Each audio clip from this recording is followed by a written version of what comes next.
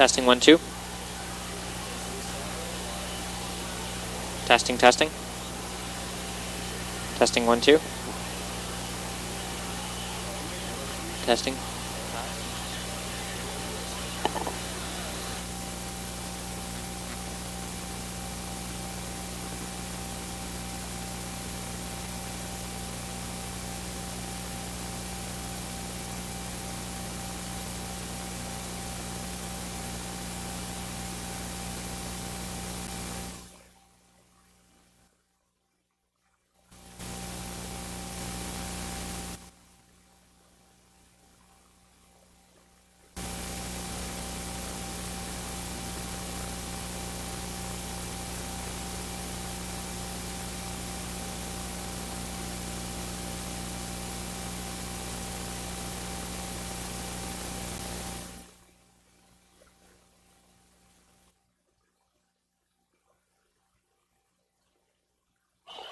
Testing 1, 2.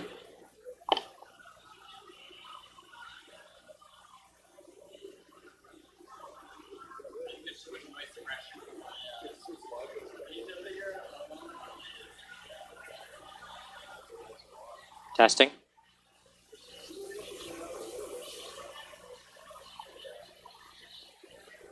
Testing, testing, testing. Hello.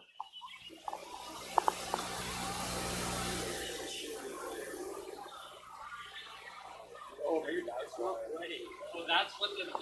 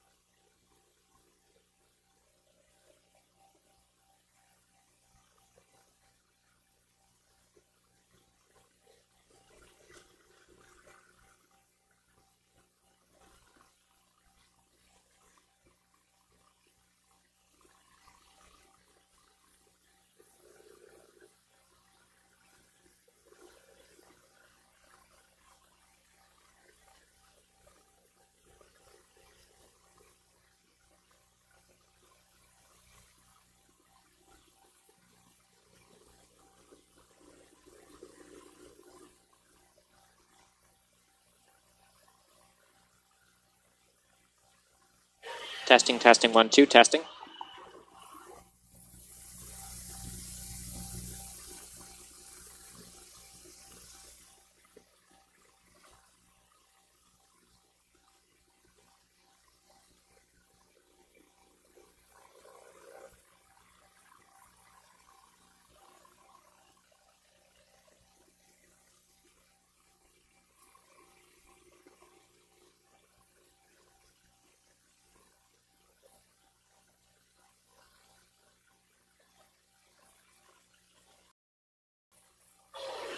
Testing 1, 2. Testing 1, 2.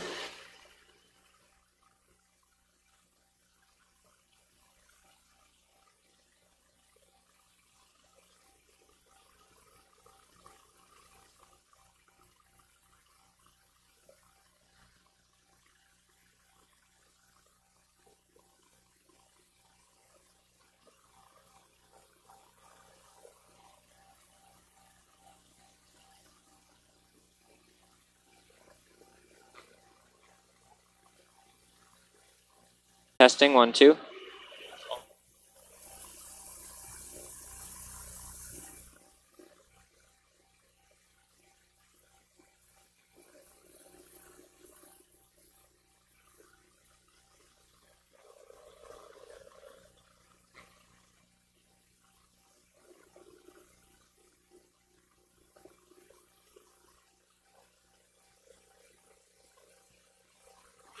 Hold on, go back to the elbow.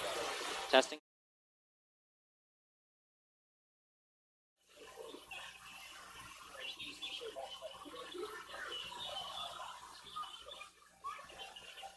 Testing. Testing.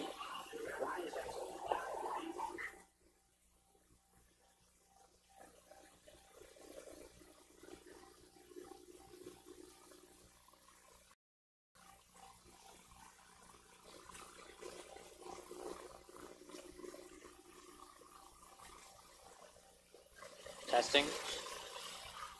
Testing 1, 2.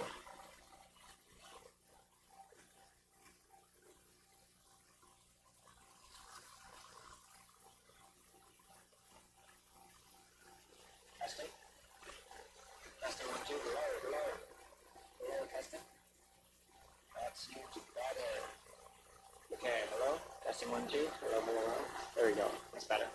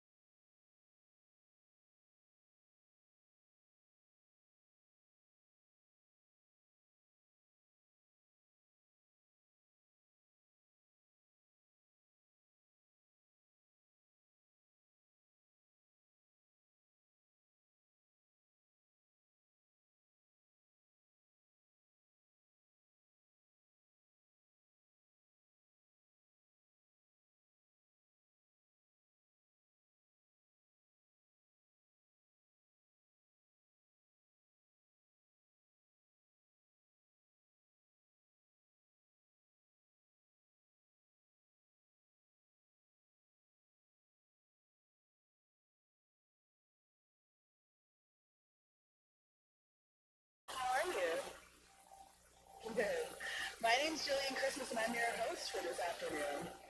Thank you. It is really, really nice to be here with you all. I am a poet, and it is really a pleasure to get to come here and see some of the brightest new poets that we're going to be competing with shortly. So it's really good to be here. I'm not really going to be competing with you all, so it's going to be okay. So how many of you have been to a poetry slam before? A couple, a few. Okay, this is a slam school. I like to see that. Okay, so for those of you who haven't been to a poetry slam before, don't worry, I'm going to give you all of the rules and the whole rundown in a minute. But before we have this poetry slam, it is my duty and my privilege to acknowledge that this event and all of the business that happens in the school here is happening on the unceded territories of the Musqueam, Tsleil-Waututh, Squamish, and Coquitlam peoples. And I think it's a really important thing to carry with us through our work, through our prayer, and everything that we're doing, and to inform all of our practice here together. Is that cool? Can we make an agreement to try and keep that in our hearts and reduce the impact on First Nations populations? Yeah, can we do that? Yeah. Okay, cool. Yeah, let me get like a woo-woo. Yeah. Yeah, that was awesome. Thank you. Woo-woo is a good refrain. We can use that many, many times. We're going to woo-woo a lot together today. Cool. So, as you all know, we have some of the best and brightest here, and they are going to perform all kinds of things for you. It's not just going to be poetry. It is going to be some storytelling. There's going to be some rants. And this year, in recognition of First Peoples' principles of learning, and because everyone loves to hear a good story, some English teachers have offered a new option for spoken word, and it's oral storytelling. So students could tell a story from their life, the culture of their family, but it must have an introduction, it must have a rising action, and a climax, and it has to have a strong purpose. Can we get a woo-woo?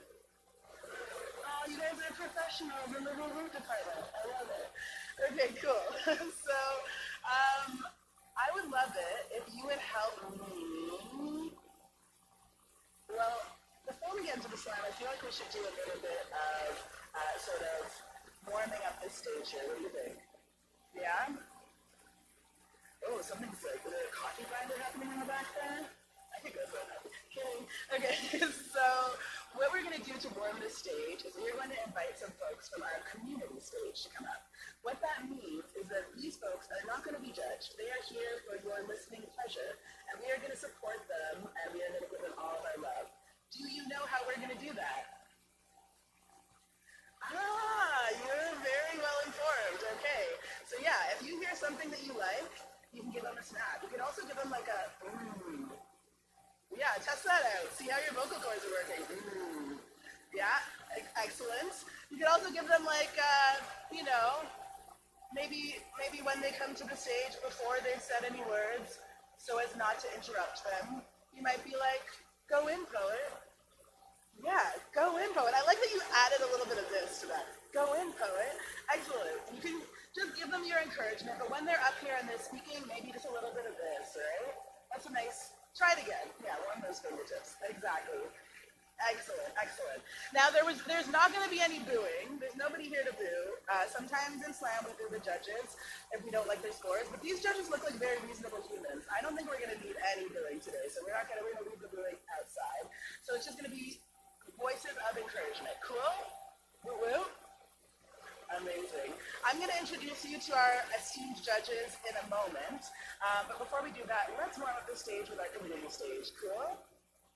I feel good about it. Okay, so our first performer coming to the stage is Wendy Ho, and Wendy is going to have some video stuff too, so we'll get that all queued up. Yeah, I think we're good to go, and I'm going to get your mic ready, Wendy.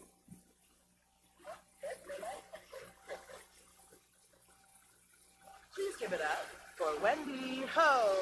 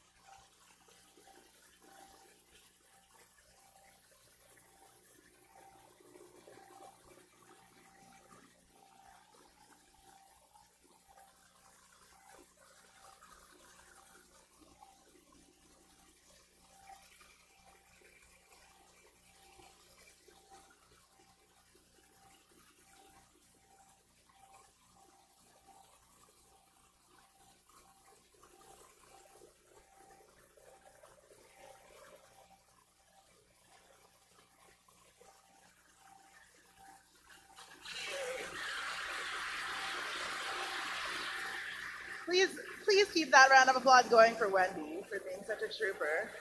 Technology is not always in our favor, but luckily we have this great big list of awesome poets. So we're gonna move on to Christina, and then we're gonna come back to Wendy. Thank you for accommodating us, Wendy. Okay, so please warm up the stage, make some noise for our next performer, Christina Rodez Rivera.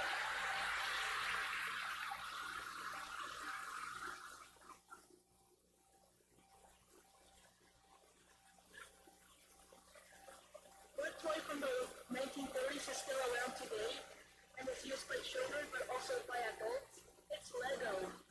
Lego founder O. Christensen made wooden toys in 1932.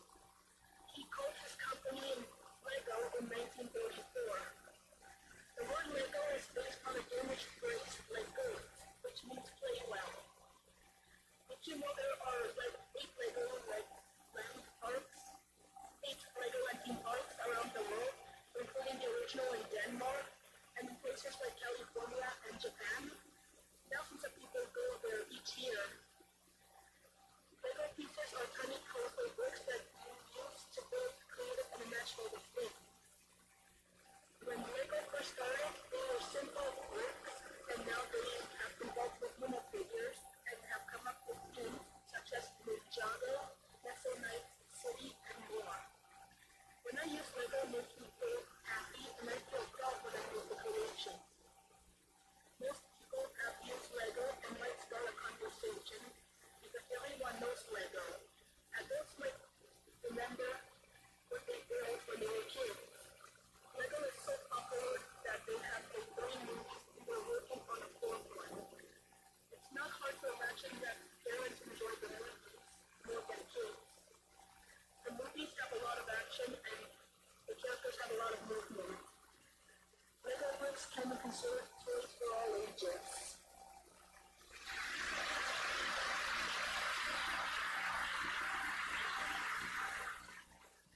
Big thanks to Christina. Please give it up one more time. Yes.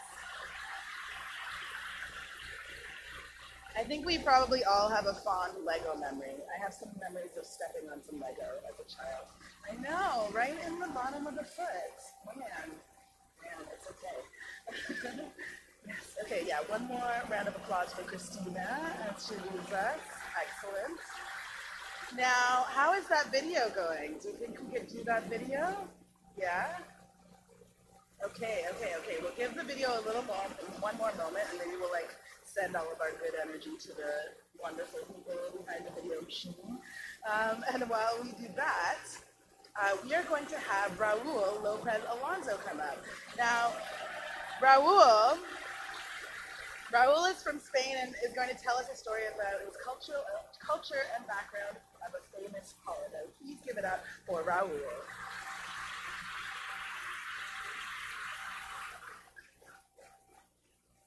I'm from Spain, okay? Every 23rd of March is the National Food Day in Spain. On this day, the boys give a good rose to the girls, girls give a gift to the boys. All of this is because I know Spanish day, but yes, I know it.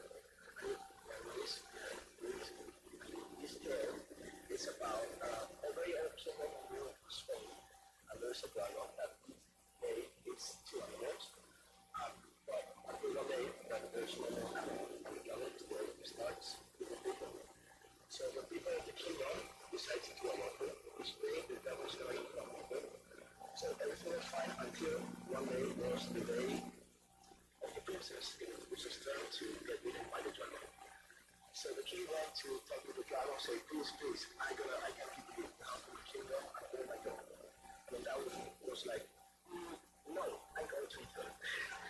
So the person was going to be eaten, but suddenly a very honorable guy came and in a silver bowl stopped the dragon in the heart and killed him.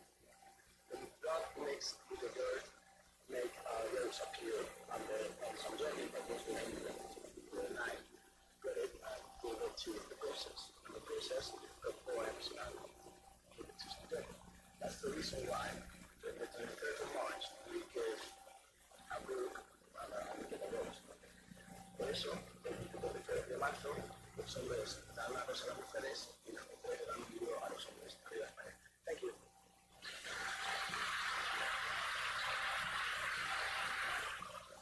Thanks to Raul. Yeah, keep that noise going for Raul. I like learning new things on the stage here. I appreciate that. Okay, video. Are you ready for us? 2 more minutes? Okay, cool. Video is going to come to us in 2 more minutes. So,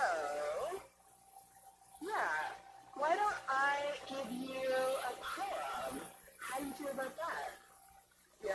Okay, cool. All right. I'm going to rack my brain here. All right, I'm going to give you a very short poem, okay? Because we only have 2 minutes. Ooh. I wish maybe Bill backstage. No, it's okay. We'll go ukulele free. If you are sticking around for the second one, then you can sing ukulele first. Okay, so this is a poem that I kind of wrote, maybe thinking that it was going to be a gift to other folks, to specific folks, but it has really served as a reminder to myself in those moments where I'm feeling kind of like, I can't make it, you know, those like real hard days. And it's a short one, but it means a lot to me, and it goes like this. I do not need to tell you you are enough. You already know that everything that you are is all that you need. Even though the weight of this world might sometimes bring you down to your knees, you must believe. The poet Rumi once said, what do you know of your yet undiscovered beauty? One of these days you will rise from within yourself with the sun. So I offer you these words from my own heart, lips, and tongue. If you look around you and everything is burning, licked in flames of reaching like a funeral pyre, check if you are breathing. If you are, it stands to reason that perhaps you are not the kindling, you're the fire. Thank you.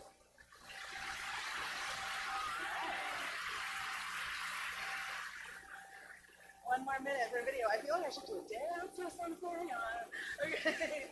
Yes, excellent. Okay, so since we have a little moment, I feel like it's a good time to introduce our panel of judges. What do you think? Would you like to know who your judges are? Okay.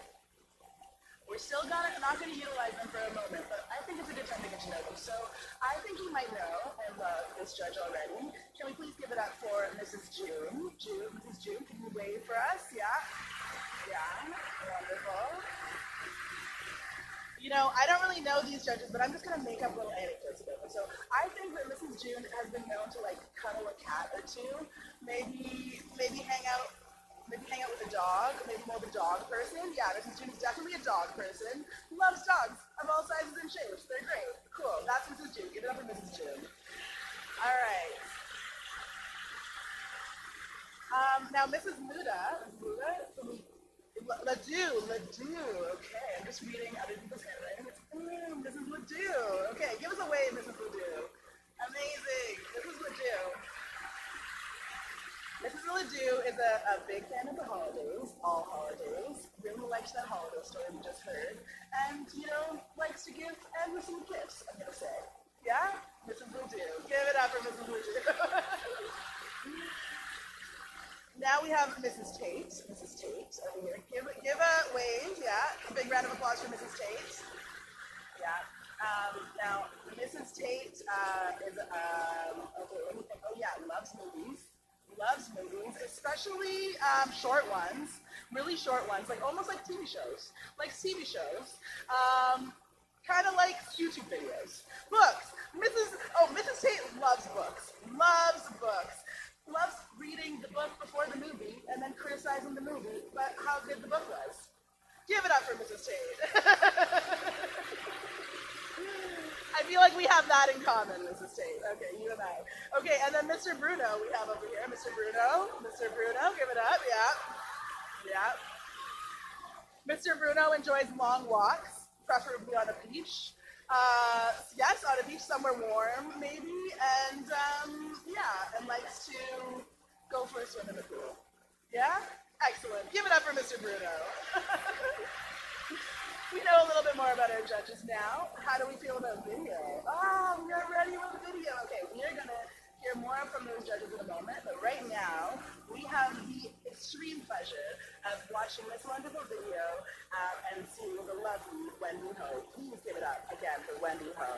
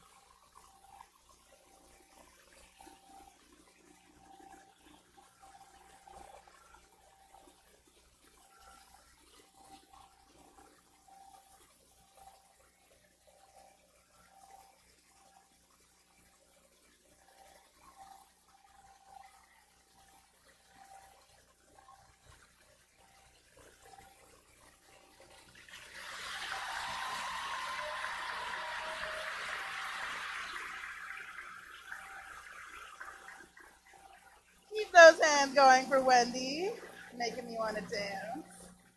Excellent, excellent work. Okay, can we give it up for every performer who was here on our community stage? Big round of applause, big round of applause. Yes. Amazing.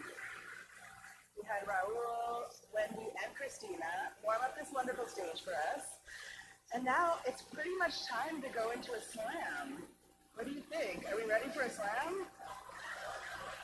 Oh, see, some of you have never been to a slam before because when I say, are we ready for a slam, you're supposed to say, sacrifice. Yeah. Give me that. Sacrifice. Let's all say it like sacrifice. Yeah, kind of ominously, yeah. Okay, so what that means is we're going to have a sacrificial poet before the slam even starts. Now, the reason we have this sacrificial poet is so that the judges, our wonderful esteemed judges that I just introduced you to, can sort of test their skills, kind of calibrate, make sure they know how to score these poets. Cool? So what is going to happen is we have these lovely poets behind us. They're all going to come up here. They're going to read their piece or perform their piece, and then our judges are going to give them a score between 0.0 and 10. So they could get, like I said, oh, and 5. Oh, up to 5. Oh, it's going up to 5. Oh, okay. So 0.0 and 5. Oh, I like this. You all are rogue here. You're just doing it. Okay, cool. 0.0 and 5. So it could be like a 3.2. It could be like a 5.0. Yeah? We got it? Judges are calibrated. Exactly. Okay, so they're going to go and do that. Now, the poets have rules of their own. The poets have to have performed something that is original. They can't take something and copy it. It has to be theirs. They also can't have musical accompaniment for this part, so I'm really glad we got one in talking about music earlier. But you can make noises with your body, you can like beatbox, you can do any of those kinds of things, you just can't have like an instrument up there. There's no animal accompaniment because everybody who's seen the internet knows that like kitties and dogs and everything.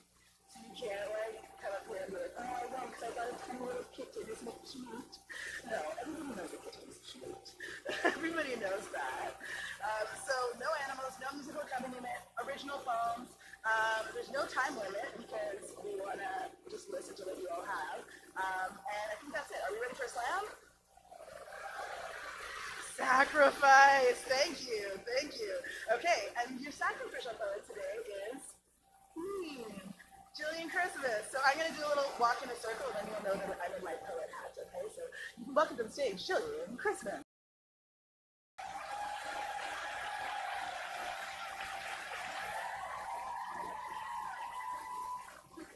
You're so sweet. Thank you. That's surprising. I didn't know I was going to do it. Okay. I like it when at least one person likes my jokes, you know? I usually think I'm the funniest person. Okay, here we go. Here's my poem.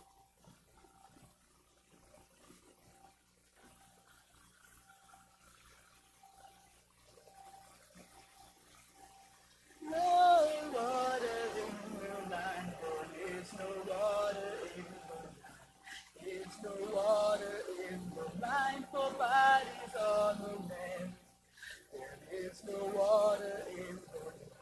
There is no water in the line. There is no water in the line. Just bodies on the land. There are bodies on the land. There are bodies on the land. Come and drink the water. Come and drink the water. Come and drink the water. Does it burn? Does it burn? Come and drink the water. Come and drink the water. Come and drink the water. Does it burn? Does it burn? I have things to burn. I have things to burn. This body already alight, these words ashen and weightless and offering themselves like dancers to darkened sky. This quickening clock, this tightened yoke, the ship that will not port and will not port. These borders and the walls that would enforce them. This frozen tongue, these snow feet, this stage, this pen, this quiet voice, I will make a fool of them. Better than bitumen. Better than petrol, better than elephant tusk or drug lust. I filled myself with false violence. In the blinking I have burned money on clothes I did not wear, charred myself throat to belly with fire water that would not extinguish a match, and I have been thirsty, ignorant, naive but not innocent, complicit and complacent. I have been and seen time wasted. There are no renewable resources, not water, not shorelines, not 100 little boys in red sweaters, not tradition, not treaty, not native tongue, or trust, or thirst. Everything can end. I learned this watching water ignite from kitchen faucet. I learned this watching a man, once a mountain, reduced to carbon. Everything can burn, and all of us can either to ash or to dust. And fire is either lust or love. But I want to stop dousing myself in gasoline as a cheap party trick. There are reasons to burn, and we have plenty. Let me make of my words a fire, a purpose, a front line, a service, a choir, an engine, the matches and the urn. Come and drink the water. Come and drink the water. Come and drink the water. Does it burn? Does it burn? Thank you.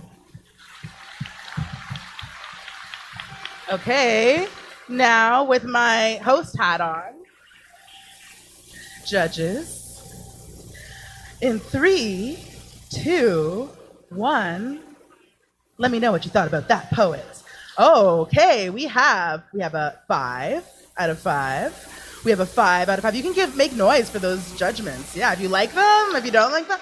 We have a 4 and we have a 4.5. Excellent. Give it up for the judges. Give it up for that poet, whoever she was. All right. Now, are we ready for a slam? We sure are. Okay, we have a lovely host of poets behind me, and I'm going to welcome to the stage our first poet. We are going to cheer wildly. We are going to snap. We are going to encourage them. We are going to give them all of our love. Please give it up for Joel Thirst.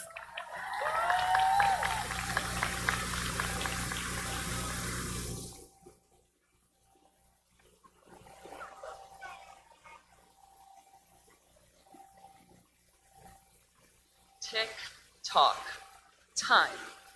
It seems to rule all aspects of our lives. A demanding tyrant, relentlessly pushing, pressuring, endlessly proceeding, it waits for no one. Time is forever. It is today, tomorrow, and yesterday. It takes off at 60 seconds per minute down the runway of life, then flies through the air, soaring away, never to return. Time causes us to miss the opportunities that arrived at our doorstep, but we shooed them our way. Our trust is mislaid, our actions misplayed, because we don't take the time for the things that matter in life. Time is what can bring us together or tear us apart. Time will never heal your broken heart, yet we still believe time fixes everything. Don't wait for time to solve your problems, because time keeps on ticking. The clock never stopping. It is a tick-tocking time bomb. We use it, but can't own it. Spend it, but can't keep it. We have it, but waste it. Tick-tock, just stop. We casually use up our time like grains of sand in a sieve. The grains are seconds that slip through the cracks and join the beach full of history. We can't stop the flow. No matter how hard we try, those tiny seconds just continue to go. Time is free, yet it's priceless. There is never enough of it. With our limited 60 seconds per minute, 60 minutes per hour, 24 hours per day, it leaves us questioning how. How did it slip away? Identical for each of us as a new day begins, yet vastly different in reflections as the sun sets again. I am trying to be grateful for each moment of time. So take a minute. Be in the moment. Take it and own it. Live in the present because you won't get this moment back. Life is precious. Each second of life is a gift. So thank you for spending this moment of your life with me.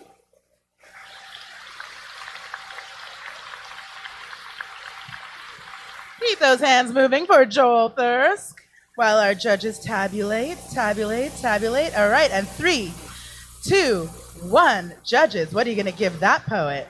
Okay, we have a 4, a 4, a 5, and a 5. Give it up for the poet and not the point. All right. Coming up to the stage next, I want you to make lots of noise for Evelina Borbanova.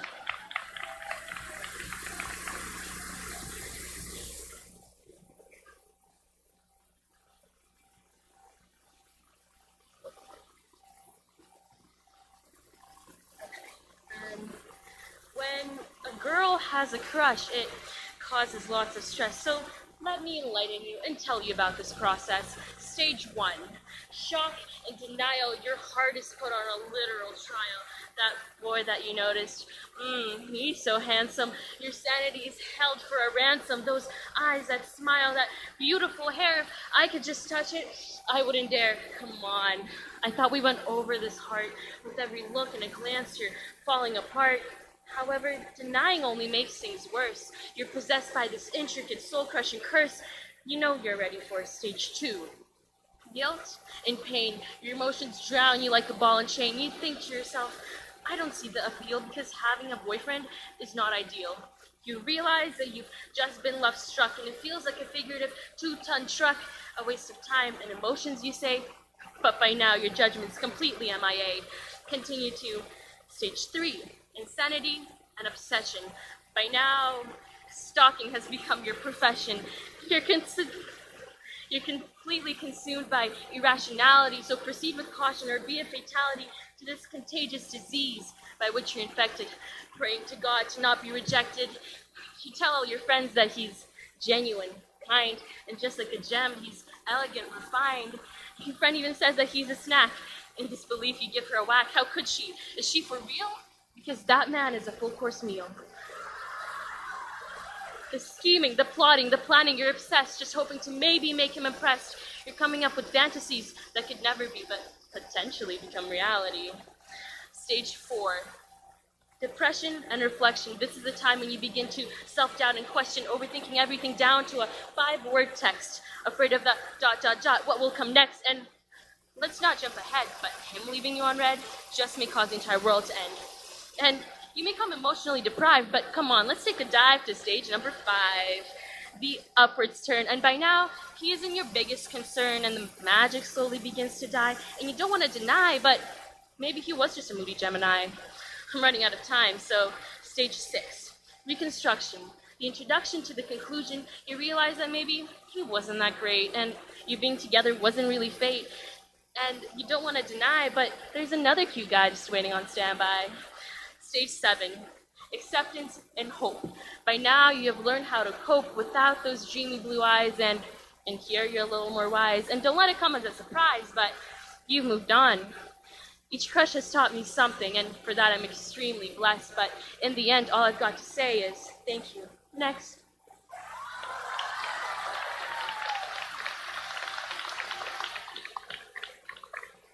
Okay, thank you, Evelina. Give it up. I need a snack. Amazing. Okay, judges. 3, 2, 1. Give me your scores. We have a 5. We have a 5. We have a 5, and we have another 5. That is a perfect score. Wow. Wow, wow, wow. All right. And as Evelina said, next up to the stage, we have the wonderful Georgia Peever. Come on up here, Georgia.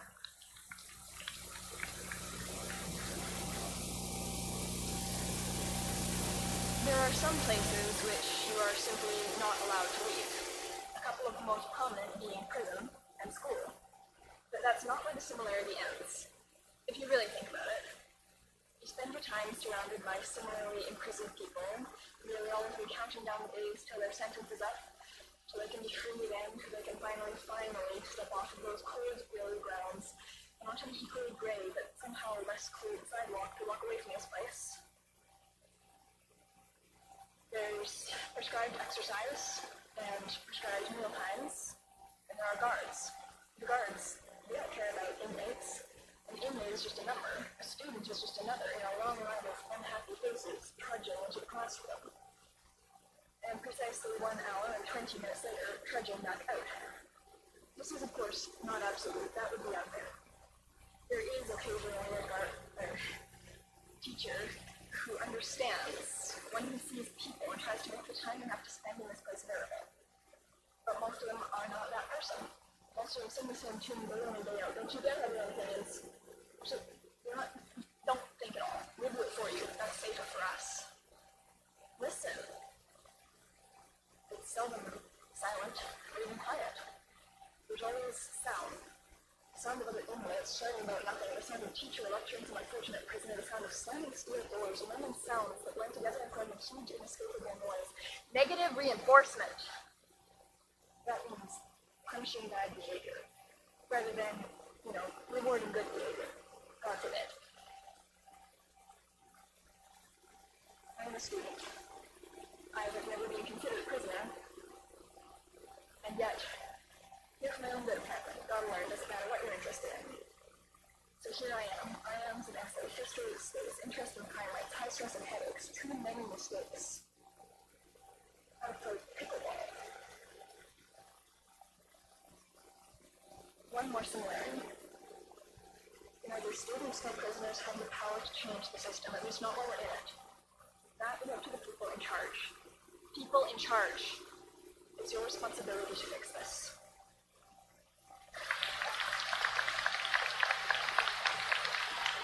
Keep those hands going for Georgia Beaver. Giving us lots to think about.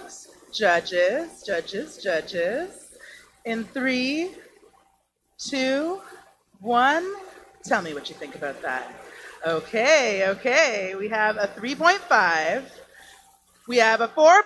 Higher. Okay. We have a 4.5. We have a 4. And we have a 4.5. Give it up for the poet and not the points. Excellent. Excellent work. Okay. And coming up next to the stage, please put your hands together for Nathan Lillycrop.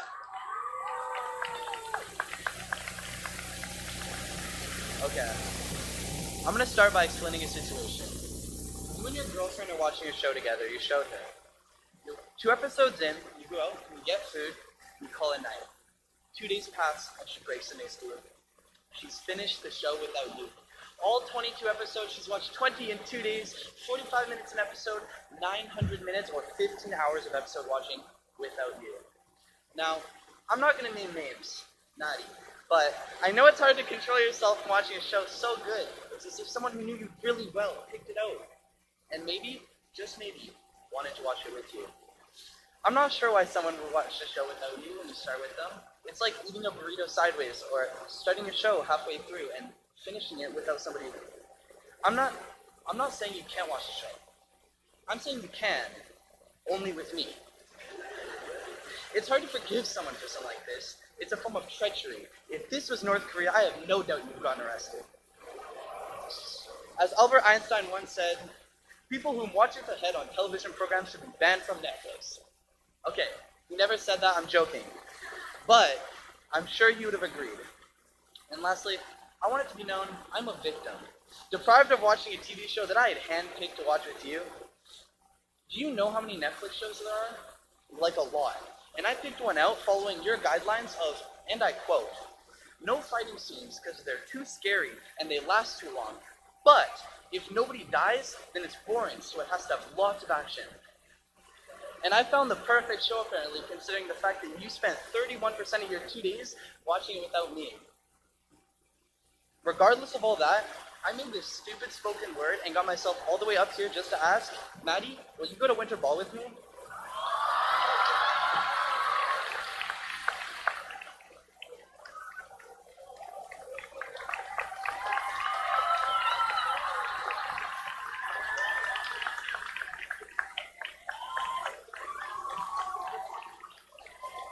Oh my goodness. That happens. Okay. Wow.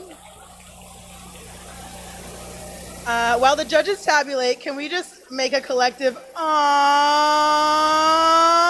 Cute, cute. Okay, cool. 3, 2, 1. Judges, give me your scores. All right. For quantifying love, they have given a 4, a 4.5, a 4, and a 4. Excellent. Give it up for your judges. Give it up for your poet. Give it up for love. It's excellent. Okay, wonderful. Or like, or whatever. Okay. Nathan, excellent work. Coming up next to the stage, can we please, with all that same wonderful energy, give it up for Brooke Guanzin.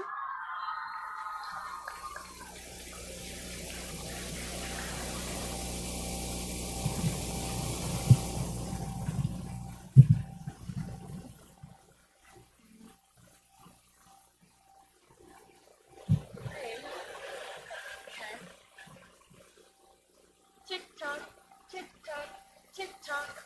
The clock ticking, the countdown descending. I feel anxious trying to remember the moves I'll perform.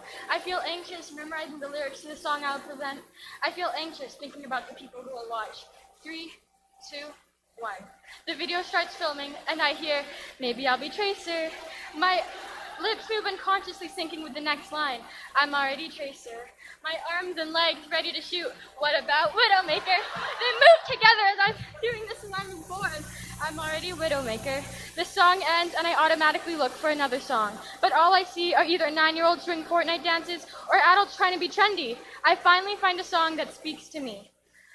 The music trickles in and fills the room. Her name is all I hear. Then suddenly, hit or miss. I guess they never miss, huh? You got a boyfriend, I bet he doesn't kiss ya, moi. My body moves on its own as I mimic the original creator. He gon' find another girl and he won't miss ya. He goes skirt and hit the dab like Wiz Khalifa.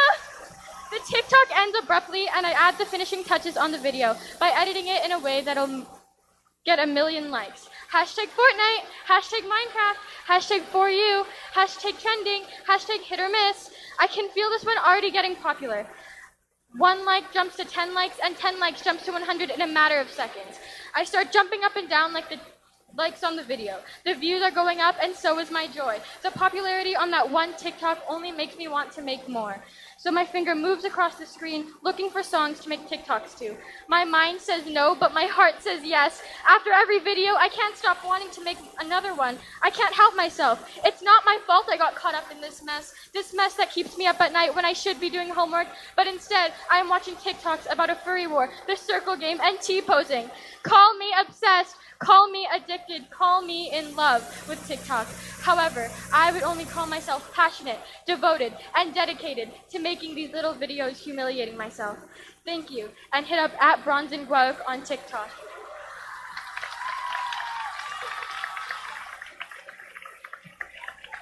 Keep those hands moving for Brooke. Breaking down the dance move. Okay, judges. What are you going to give that poem? Okay, wow. We have a mind meld. We have a 4.5, a 4.5, a 4.5, and a 4.5. Give it up for the poet, or the dancer, and not the points. Okay, coming up to the stage next, please put your hands together for Mitchell Watson.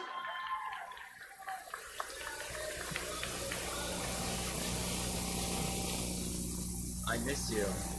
A 3-word statement that possessed more than 3 words. That possessed all I've ever known, loved, and grown to be. As if the tears that I almost never shed softened the impact the 3-word statement ricocheted off of her castled heart.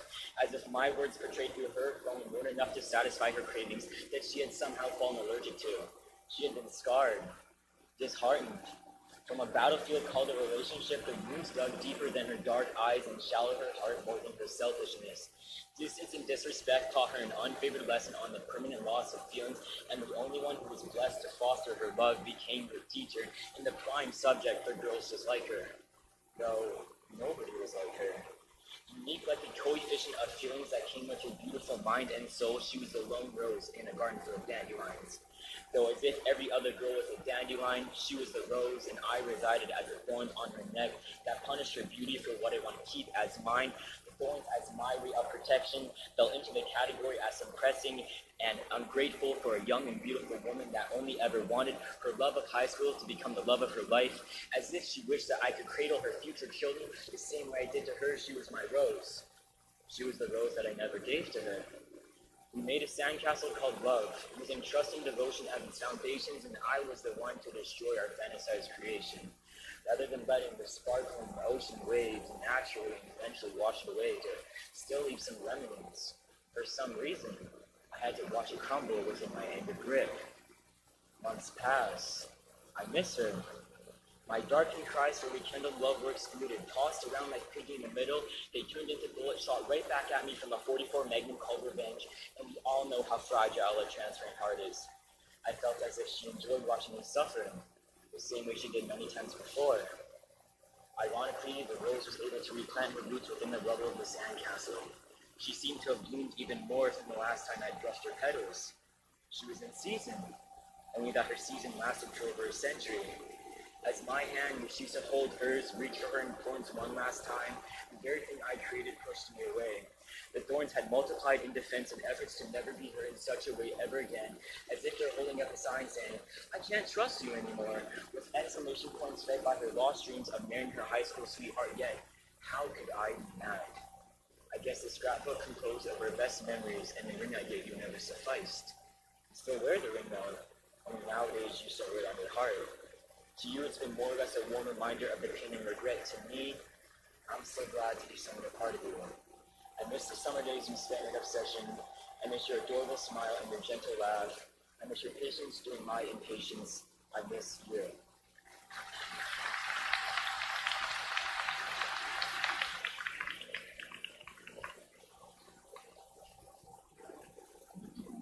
Please keep your hands going for Mitchell Watson. Give it up, give it up, give it up.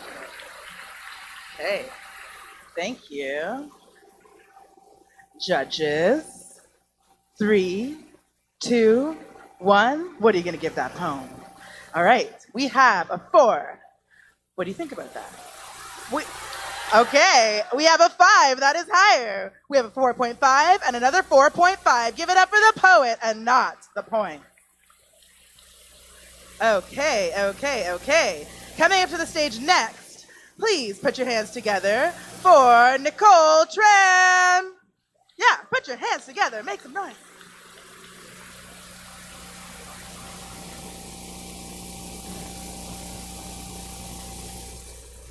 Colors, the threads that weave distinct patterns on the fabric of life.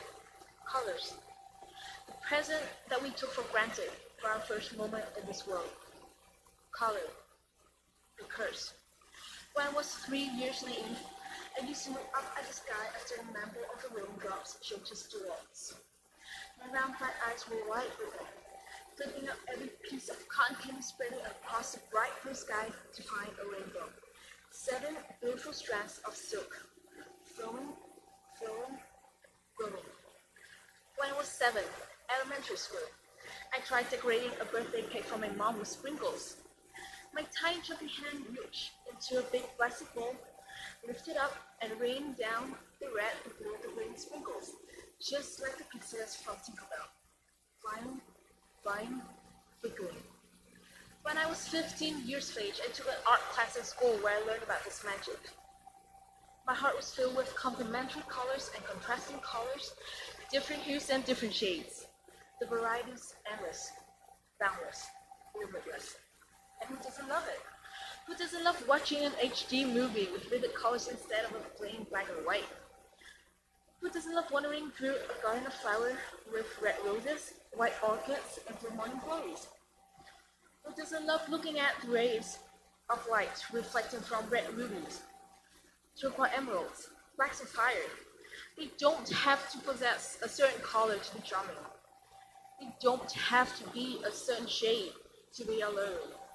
Colors have given them a beauty, a unique beauty, which we have always appreciated. Yet, why can't we appreciate the beauty that colors have given to our skin? The blessing becomes a curse, and the beauty becomes a beast. The evil beast blinds our eyes and tricks our hearts. From the KKK to the Alpha Phi, many killed and many died.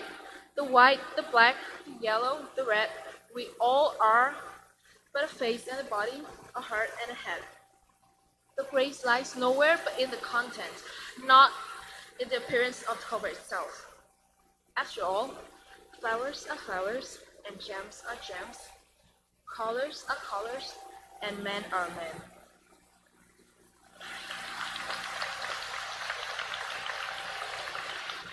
Please keep your hands going for Nicole. Louder, louder, louder, louder, louder. While our judges tabulate. Excellent. Good timing. Judges in 3, 2, 1. What are we going to give that poet? Okay, we have a 4. We have a 4.5. We have a 4.5, and we have a 4. Give it up for the poet and not the point. Amazing. Okay. And we have one more poet coming up to the stage before we take our little break. So please help me welcome to the stage our last poet of this round, Patricia Concepcion.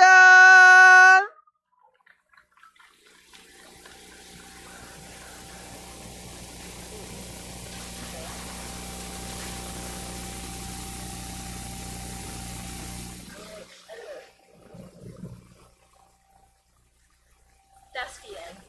I am a thespian, not a theater nerd or a drama geek, okay? No, I am a thespian. As an avid member of the theater community, I think it's safe to say that I know a lot more about history than any of you guys. Not to toot my own horn or anything, but like, I saw Hamilton live like once, so need I say more? And my voice skills are unparalleled. My enunciation, volume, tone, and pitch, always too sharp, by the way. Some people say that I'm bad at math, but who here can exactly say how many minutes there are in a year? That's right. Only me. It's 525,600 minutes, by the way. I just want to tell all of my haters out there that your negative thoughts matter not to I, because I don't care. I'll subscribe to monthly horoscopes if I want. You hitting on me right now is such a Leo move, and the stars know we ain't aligned, son, so you gotta go, honey. You gotta leave, bruh. I will also take online quizzes if my heart so desires. So what if I want to know which Mamma Mia character I am? So what if I want to live life with Ava playing in the background? And so what if I start singing mid-sentence? Oh yeah. Yes, I'm loud. And yes, I'm annoying. Dramatic, expressive, flamboyant. I'm wearing a beret. Who wears a beret? I don't know where I was going with that, but what I do know is that I am a flair for the dramatic. And I want and work for that spotlight during school, work, and my passion. Because I am a theater kid. Because I am a thespian. And now I have to leave because I have rehearsal.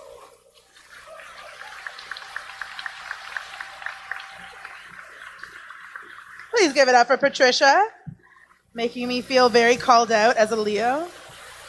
Okay, judges, 3, 2, 1, give us your scores. We have a 4, we have a 4, we have a 4, and we have a 4.5. Give it up for the poet and not the points. All right. That is the end of round 1. We are going to take a break. You all are going to probably go to another class. We're going to fill this whole auditorium again, and we are going to have more poems. All right. See you later.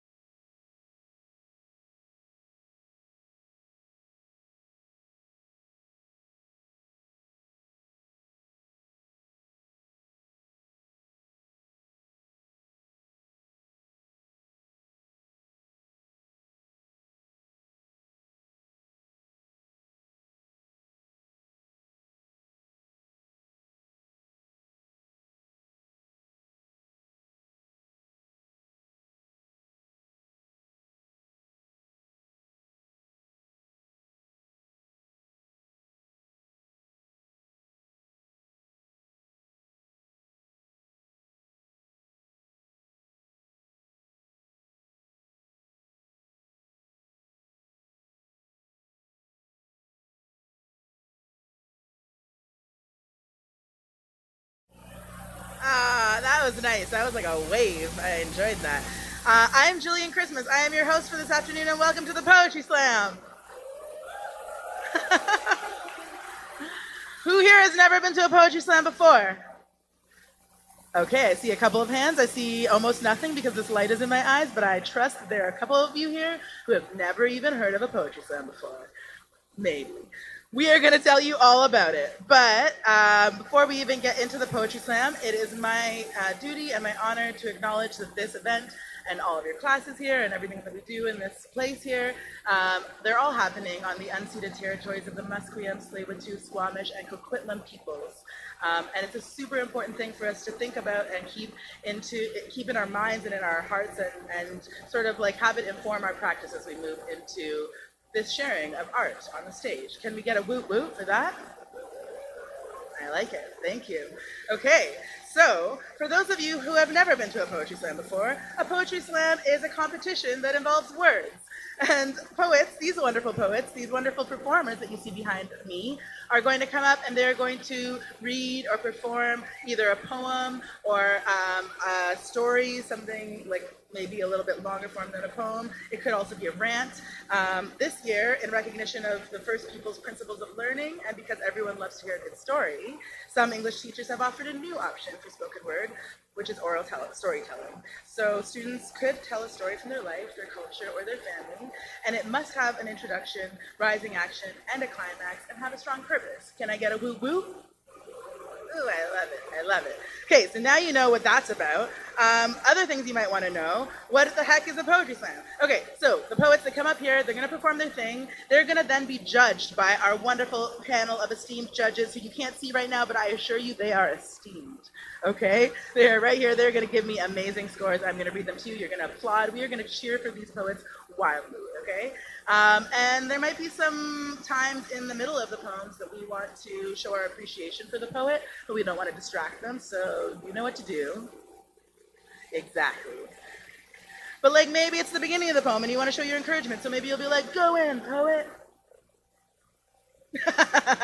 Or maybe it's like the end of the poem and you're like, oh, that was really good, so maybe you'll be like, yeah, right? You have options. You have a whole range of options. But you are going to show your appreciation and love for the poets, for the performers, for the storytellers. We are not going to boo. We're going to leave all of our booing outside of this wonderful hall because we don't have any reason for it. So, with that, the other things you need to know about a Poetry Slam are, number one, all of the work has to be original. We're not like taking some famous work. That's for a whole nother competition. There's no musical accompaniment other than the noises you can make with your own human. So maybe you can beatbox, maybe you can like percussion on your chest or whatever it is, but you can't have like a piano dragged out here and then play it, okay? Cool, sweet. Also, there's no animal acts because animals are adorable and everybody knows they win everything. Okay, everybody have the rules? Okay. Our judges are going to be scoring these wonderful performers between 0.0 and 5, and any number in between, including decimal points. And to get them started, we should probably give them a little bit of a calibration poet or a sacrificial poet, someone who's going to help them figure out how they're going to be judging, a little gauge for the rest of the show. Yeah? Does that sound good? Okay. Can I get a woot woot? All right. So, welcoming our sacrificial calibration poet to the stage. Please give it up for me, Jillian Christmas.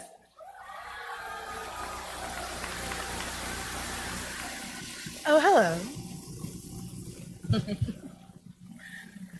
All right, I'm going to share this poem with you all. Judges are going to score me just like I'm in the competition, even though I'm not. And then we're going to get rolling with these awesome folks behind me. All right, here we go.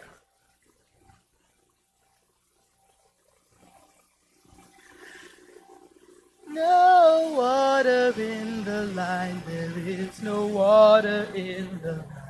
Is no water in the line for bodies on the land. There is no water in the line. There is no water in the line. There is no water in the line. Just bodies on the land. There are bodies on the land. There are bodies on the land. Come and drink the water. Come and drink the water. Come and drink the water. Does it burn? Does it burn? Come and drink the water. Come and drink the water. Come and drink the water. Does it burn? Does it burn? I have things to burn. This body already alight. These words ashen and weightless and offering themselves like dancers to darkened sky. This quickening clock, this tightened yoke, this ship that will not port and will not port. These borders and the walls that would enforce them, this frozen tongue, these slow feet, this stage, this pen, this quiet voice, I will make a fuel of them. Better than bitumen, better than petrol, better than elephant tusk or drug lust. I filled myself with false firelights, only blinking before I was emptied again. I have burned money on clothes I would not wear, charred myself throat to belly with firewater that did not extinguish a match, and I have been thirsty. Ignorant, naive but not innocent, complicit and complacent, I have been and seen time wasted. There are no renewable resources, not water, not shorelines, not 100 little boys in wet red sweaters, not tradition, not treaty, not native tongue or trust or thirst. Everything can burn. I learned this watching water ignite from kitchen faucet. I learned this watching a man once mountain reduced to carbon. Everything can burn, and all of us turn either to ash or dust. If fire is either lust or love, then I want to stop dousing myself in gasoline as a cheap party trick. There are reasons to burn, and we have plenty. Let me make of my words a fire, a purpose, a front line, a service, a choir, an engine, the matches and the burn. Come and drink the water. Come and drink the water. Come and drink the water. Does it burn? Does it burn? Thank you.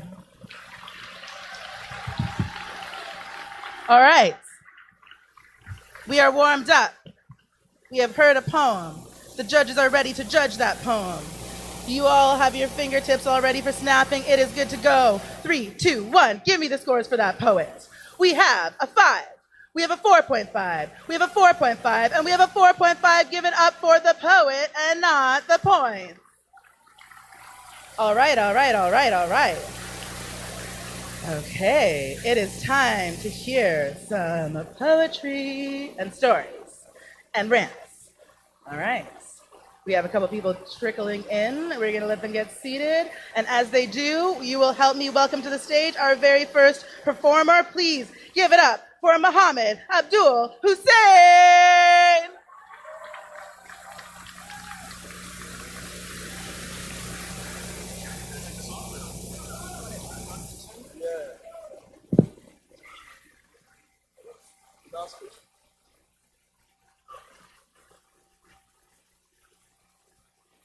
Now, this is the only time I or anyone else in human history will probably quote the great Mr. Lepore, but one day, before reading an article, he clarified something that really caught my mind. He talked about how most of the information that we read tends to be biased. Now, on the surface, that seems pretty logical. I mean, all the information, anything that we speak tends to go filtered through our own lens. But I thought about it for a second. And I thought about how, unfortunately, most of us only like to interpret or communicate information just to confirm our own biases in our heads the way we like it, rather than fully accepting and understanding the truth about what's going on. Now, don't get me wrong. There are good biases to have. There are biases towards truth, justice, freedom, safety. But sometimes people use their own biases as a way to justify harmful action.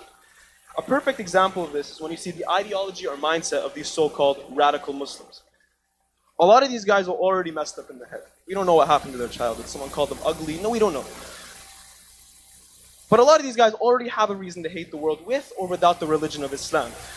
So when these guys and gals read a book like the Holy Quran or other religious scriptures, already having that fixated mindset, they neglect anything that could possibly disagree, that could even remotely disagree with their bias. They then pick and choose verses that interpret that follow their agendas, and then they interpret them the way they want to. They ignore all rationality, all kinds of context, and then the next thing you know, they have now used a religion that's being practiced by over 1 billion people as a scapegoat towards their actions. Now that was an extreme as to how a bias can go wrong. But what's crazy is that around the world, and especially in North America, the bias that we have towards our own ideologies and beliefs, especially politics, has become very ignorant. As a matter of fact, you're some of the biggest hypocrites in regards to how we view each other's political perspective. We preach free speech, but then we tell people it's either my way or the highway. You're either supporting a party all the way or you don't. You're either against the right fully or you should rot in hell. You're either against the left all the way or you should die. What's going on? Where's the gray area? Sorry. It's almost as if there's no more gray area when supporting political parties. It's just black and white. And this is harmful. This is almost ruining the fabric of our own culture. This mindset of a team versus team mentality is limiting our abilities to have an open dialogue and to actually come to common ground. In chemistry, they say that's equilibrium. Shout out to my Chem 12 class. Everyone should have the opinion. Everyone should have the chance to express their opinion. And if we think they're wrong, we shouldn't go accusing them of X, Y, and Z. But rather, we should let them know in a civilized way why they're wrong and understand that it's okay to be wrong sometimes. Every single person in this room has been guilty of being wrong and ignorant at some point in their lives. Now, obviously, there are some exceptions, and dialogue between each other won't necessarily solve all our problems, but believe me, it is a step in the right direction. And this spoken word isn't here to tell you guys that everyone should just get along. And, oh my God! Oh, we're all friends! Yay! Right? Because deep down, we all know that's not practical. Every single person in here knows that, and that not everyone can get along with each other. But lowering our egos and biases for just a little bit in civilized dialogue can be. Thank you very much.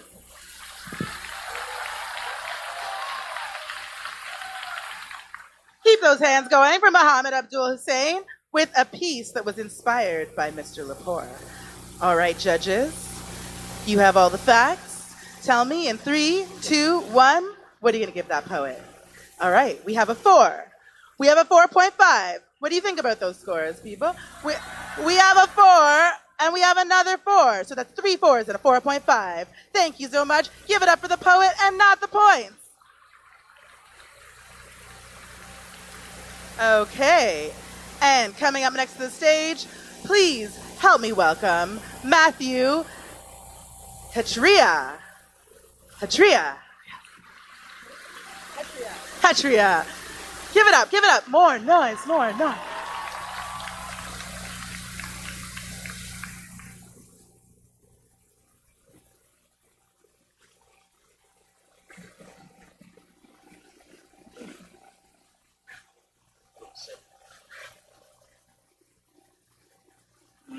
Like sweetness on the tip of the tongue, her beauty overflows the chambers of your mind, leaving a charming sensation of love.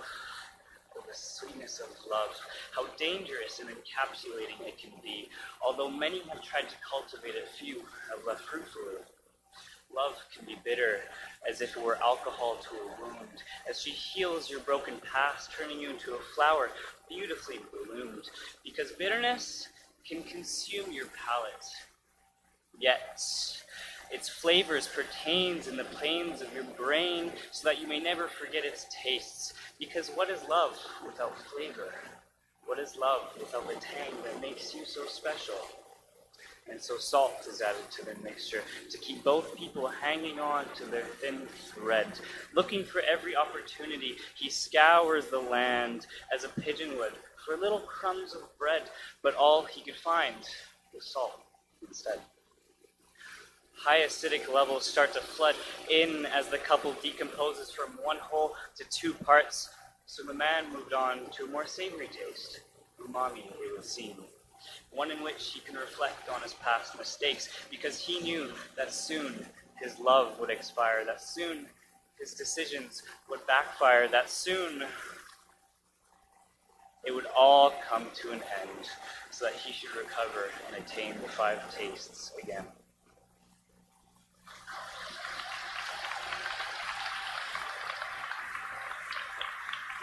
Give it up for Matthew. Keep that noise going while the judges tabulate. Keep it going, keep it going, keep it going. Judges. I'm here for your points. In 3, 2, 1, give me those scores. All right, we have a 4. No comment? Okay, we have a 4.5. We have a 4, and we have another 4.5. Give it up for the poet and not the points. All right, and welcome to the stage, your next reader, Jaden Bodden.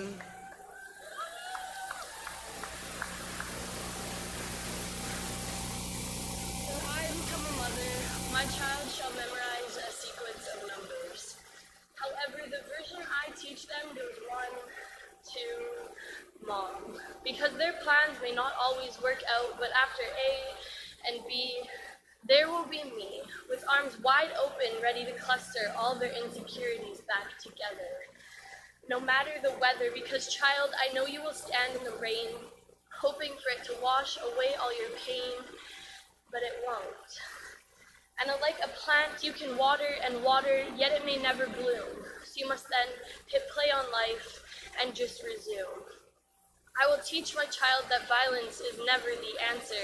However, life seems to always cause an internal disaster. I will describe the hard punch to the stomach you will feel when you are faced with affliction. The powerful swing of a wrecking ball shattering your heart when you believed love was an addiction, and sadly, the only opposite to life is death. So you shall pick yourself up and take a deep breath, because life will also let you embrace air in your lungs when you finally breathe after your first roller coaster. The trickling of hot chocolate falling to hit your stomach after playing in the snow, or the awkward first kiss that was anything but slow. My child, I want you to keep an enclosed journal with every single feeling, because I don't want anyone stealing what makes you, you. And I want you to be independent, yet still rely on me. Therefore, I'll be the pot that supports your development from a seed to a big tree. And I promise to share that superheroes are not real, so you don't have to fight bad guys all by yourself. But I do want you to read that book on the shelf, the one about the princess who kisses the frog, to teach you to give everyone a chance. No matter the circumstance, my child, I will permanently etch a kaleidoscope vision upon your eyes, so you will always see the world from different perspectives. Just know, the one that stands out most to you is the one that should be put away with the few things that make you envision your future, the things that you will work hard for, the things that you want in life. And no, they do not have to be chiseled with a knife. You choose your destiny, and I will support you in any way I can. But I will not read you the set of instructions to build your dream world, because, unfortunately, if this world doesn't change, it's not always like a dream. But maybe you'll be the one to scream. Scream peace, love, happiness like your mother tries to do. Sadly, it just doesn't always get through. Needless to say, here was a glimpse of how I'm going to raise you. So long until we meet, I can't wait for our journey. It'll be nothing short of wild. Just know, I already love you, my child.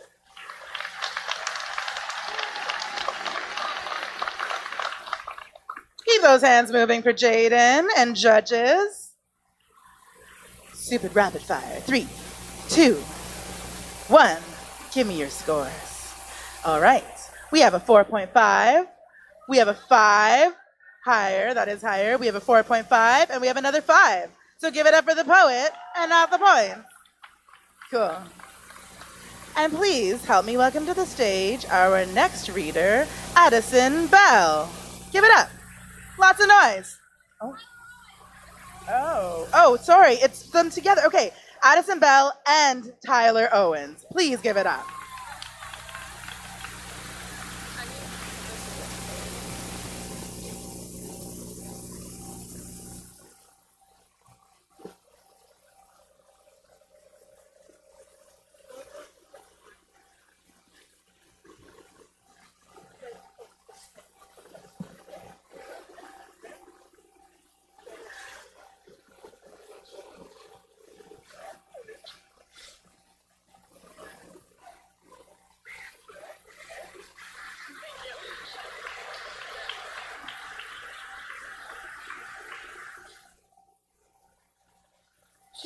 last generation. Hi, nice to meet you. You've been here a while, and I only a little while, but I already understand the basics. This was your world before mine, and it's been here a long time, but you want us to respect it, to keep our big trees brown and green and your oceans nice and blue. We understand. To the last generation. You are full of expectations. We've been told from a young age to reach for the stars, but to keep thinking practical, that we shouldn't keep ourselves grounded, but are scolded when we're caught with our heads in the clouds. When we put ourselves up, we're told, don't get cocky, before you push us right back down. What do you expect from us? You give us mixed messages and get irritated. When we do the wrong thing, we get frustrated. When we don't understand your explanation. When all you did was repeat back to us our question. Oh no, this generation is not an exception. A shame, the game that's played, it goes back and back to time conception. Throughout the years, they make us pay for our evolutionary regression. Just let us have our own expression. To the last generation. We're teenagers. We're naive. We don't understand your intentions, so why not give another description? You say one day you'll have children of your own and you understand. We go hard on you because, hi, nice to meet you. You've been here a while, and I only a little while, but thank you. You go hard on us because this world needs protection, and we are the protectors. We keep this earth healthy until our children take our place. To the last generation, what happened to we do not inherit the earth from our ancestors, we borrow it from our children. We do not inherit the earth from our ancestors, we borrow it from our children. We do not inherit the earth from our ancestors, we borrow it from our children. We are your children. Stop scolding our smartphones and making fun of our clothes. To the last generation, give us a break. We are your children. We've been replacing your trees while dyeing your oceans blue. because we are your children and this is our earth. And so we'll keep our big trees brown and green and our oceans nice and blue because we're saving this earth for our children. And the day I'll meet them, I'll say, hi, nice to meet you. I've been here a while and you a little while, but I hope you already understand the basics. This was my world before yours, but I guess it's getting old, but I still want you to respect it, to keep our big trees brown and green and our oceans nice and blue, because one day this earth will belong to your children. But for now, it belongs to you.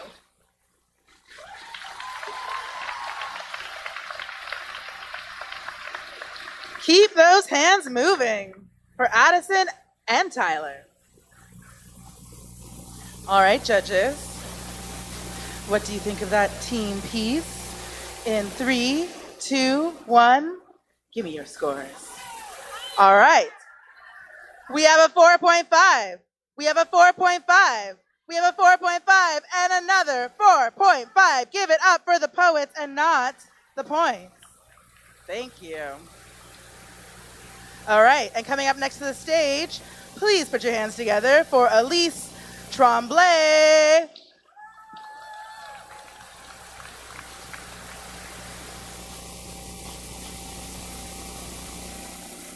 I'd wish you come home. Growing up, you were my best friend, and you created a footprint for me to follow as I grew older.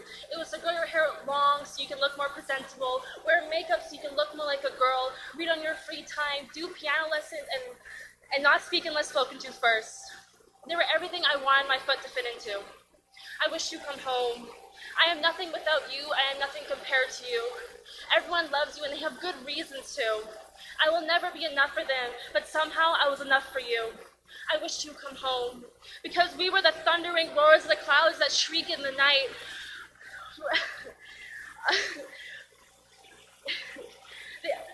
Where the thunder was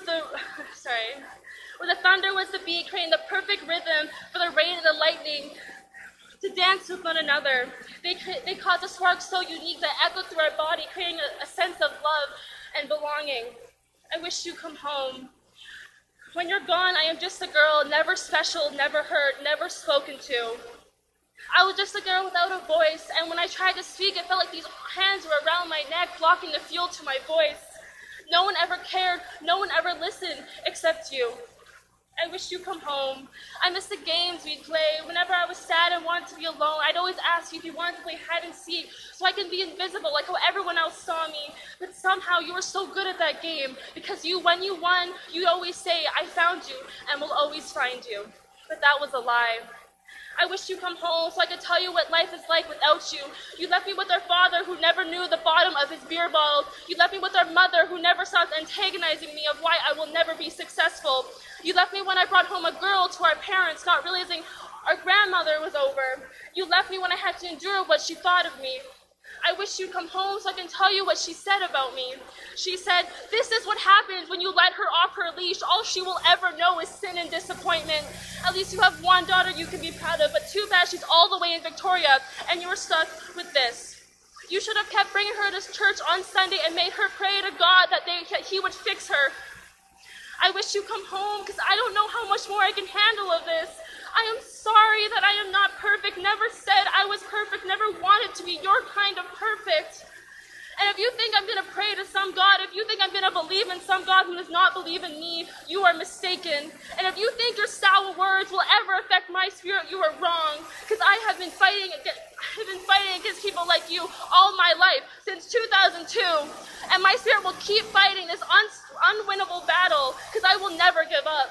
And Michelle, my dear sister, even if you're all the way in Victoria fighting your own battle against cancer, I hope, dear God, you know that I am with you like how you've been with me all this time. And I know we can bear through this distance, because not having you in my heart is way worse than not having you beside me. I wish you come home, but I could never tell you this because that would be selfish of me. And you have been nothing but selfless with me. But I still can't help myself from wishing you come home and say, I found you and I will always find you. Michelle, please, I wish you'd come home.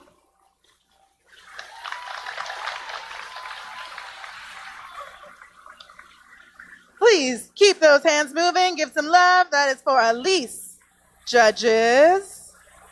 Judges, what did you think of Elise's piece? In 3, 2, 1. Give me your scores. You heard him. All right, we have a 4. We have a 4.5. We have a 4.5, and we have a, can you just hold that up? Yeah, a 4.5. Give it up for the poet and not the points. All right. Coming up next to the stage, please welcome Alyssa Wall.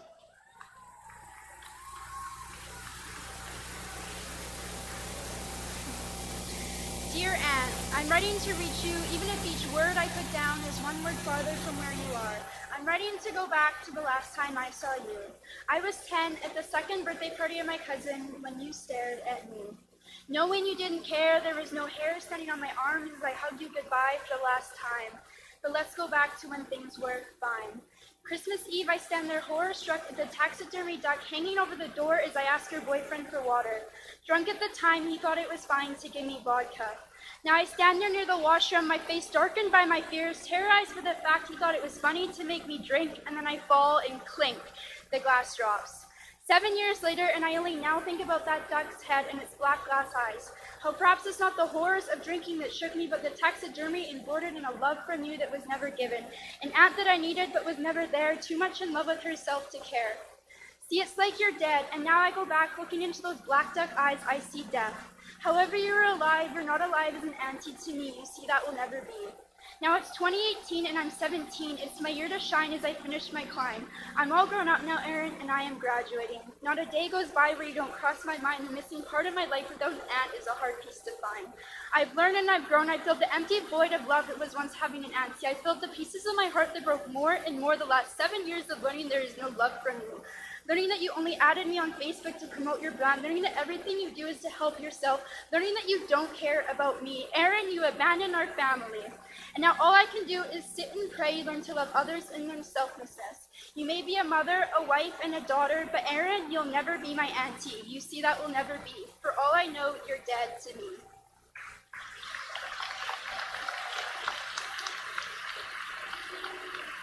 All right, all right. Keep those hands moving. Lots of brave poetry on this stage today. All right. Judges, 3, 2, 1. What do you got for that poem? All right, we have a 4.5. We have a 4.5. We have a 5 and another 5. Give it up for the poet and not the points. All right. Coming up next to the stage, we are going to give all that same energy to Latine Kumar.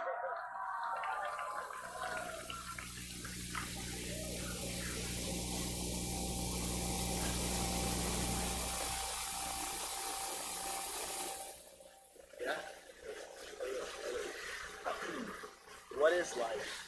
Life is nothing but an obstacle placed in front of your optical to slow you down.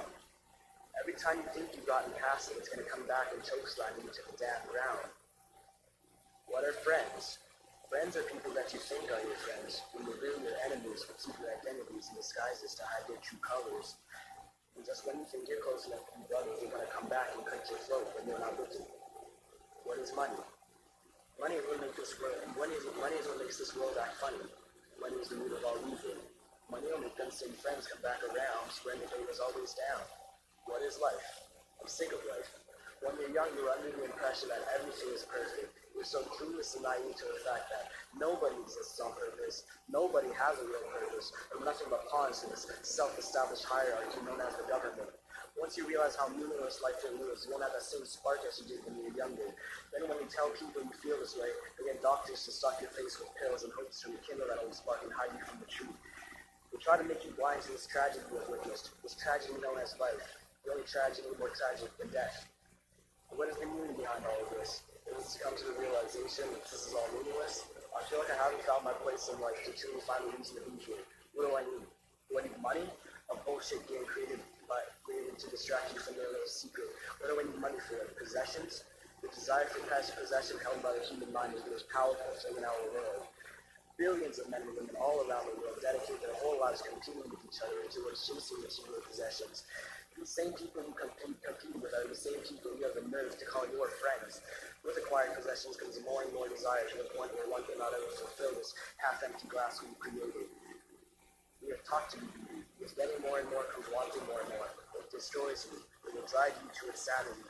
It will turn you and your family into a herd of sheep. It's all but a trap. I went through 12 years of school and I had to go through like 8 more just so I can break my back and bust my ass the rest of my life. Working and working, constantly filling and emptying my pockets with these damn pieces of paper.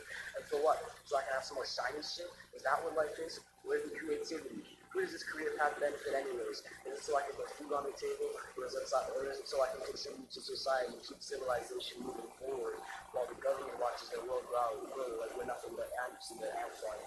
They say slavery ended after the Civil War, but in reality, that's when slavery spread throughout the entire world.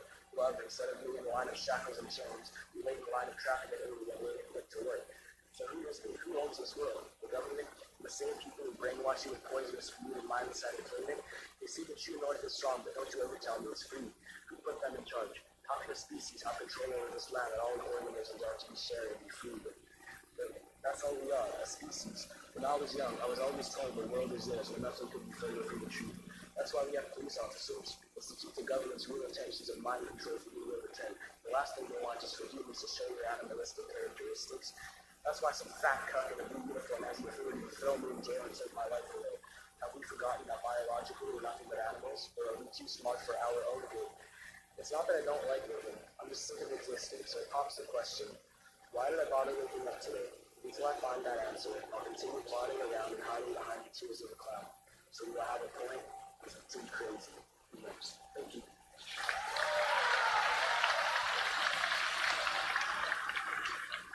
All right, all right. Big words, big ideas. Judges, what are you going to do? What are you going to do? In 3, 2, 1. Give me your score for that poet, please.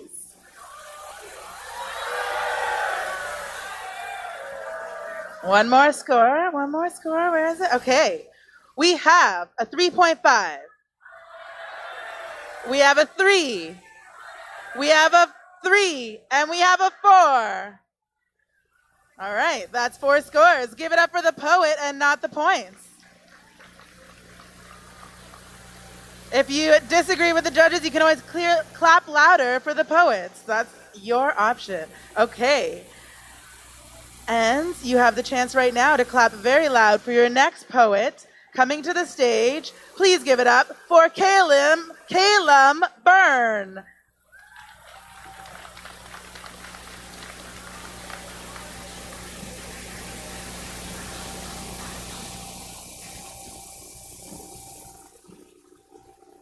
Anyway, this one's called Jesus. Albert Einstein, Michael Jordan, Michael Jackson, Katniss Everdeen, Steve Jobs, Pablo Picasso, Walt Disney, Maya Angelou, Shakespeare, Willy Wonka, the the nucleus of a cell, God, and Vanellope von Schweetz from Wreck-It Ralph. What do all these characters, people, and things have in common, you might ask?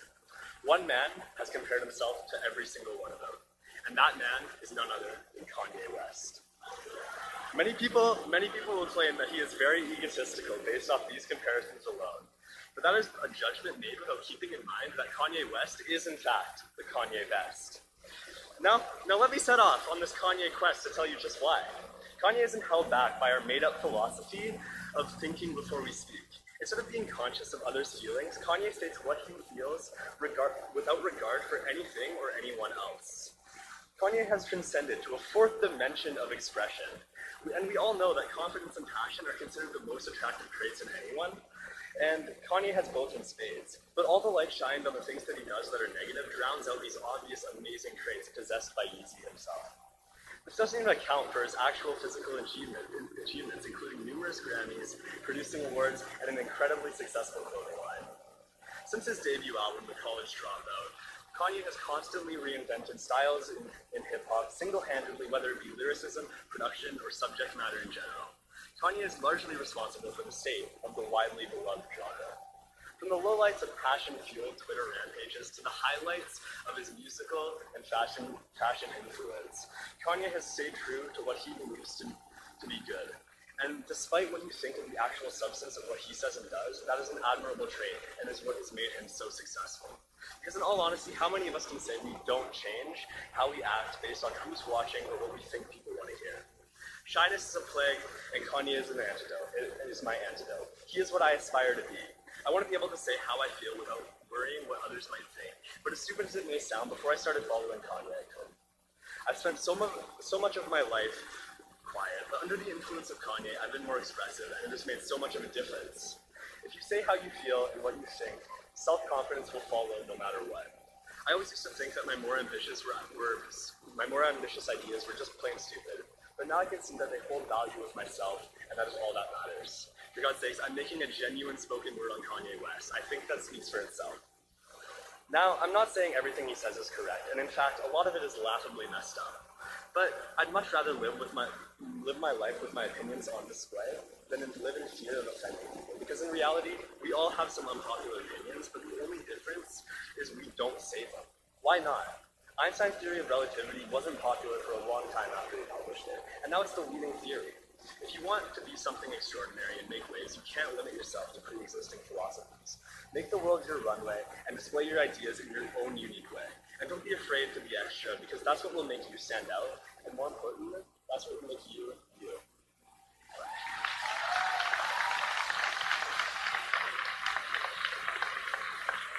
Make some noise for Caleb while our judges tabulate. Tabulation, tabulation, tabulation. All right, judges, you've had plenty of time. 3, 2, 1, give me your scores. All right, we have a 4. We have a 4. We have a 4.5. And we have a 4.5. Give it up for the poet and not the points. All right, all right, all right. Coming up to the stage next, please give it up for Tanner Emelianov.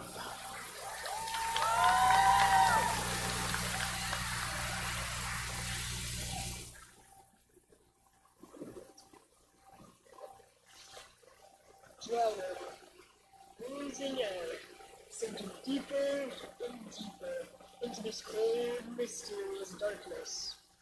It's so lonely down here in this vast ocean. It's a somber kingdom, cold and icy, underwater currents pulling me in, spiraling me out of control. I can't control it.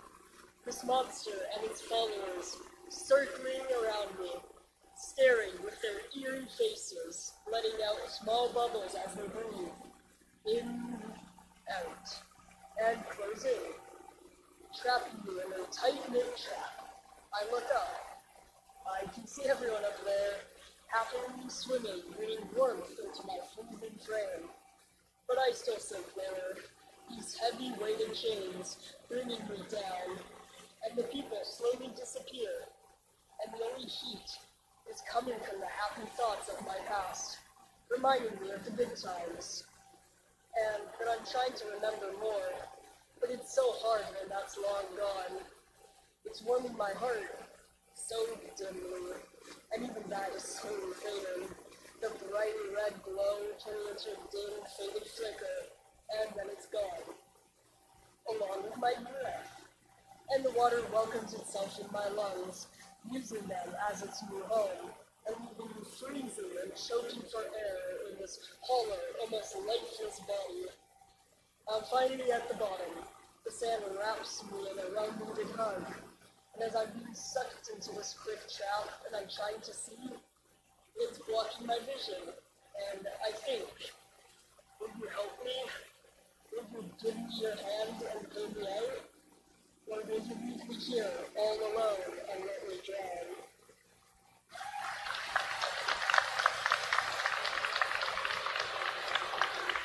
Yeah, give it up for Tanner while we wait. Yeah, give it up, give it up, give it up, give it up, give it up. While we wait for some judgment. Judgment. Okay, judges. Only a few tasks left. Give us your scores in 3, 2, 1. Put them up. All right. We have a mind meld of 4, 4, 4, and 4. Please give it up for the poets and not the points. All right. And welcome to the stage, your next performer, Jamie Schwanebeck.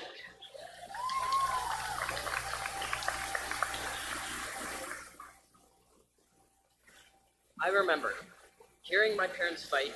I peek around the door, watching with my brother and sister. They're getting divorced. I'm only 4.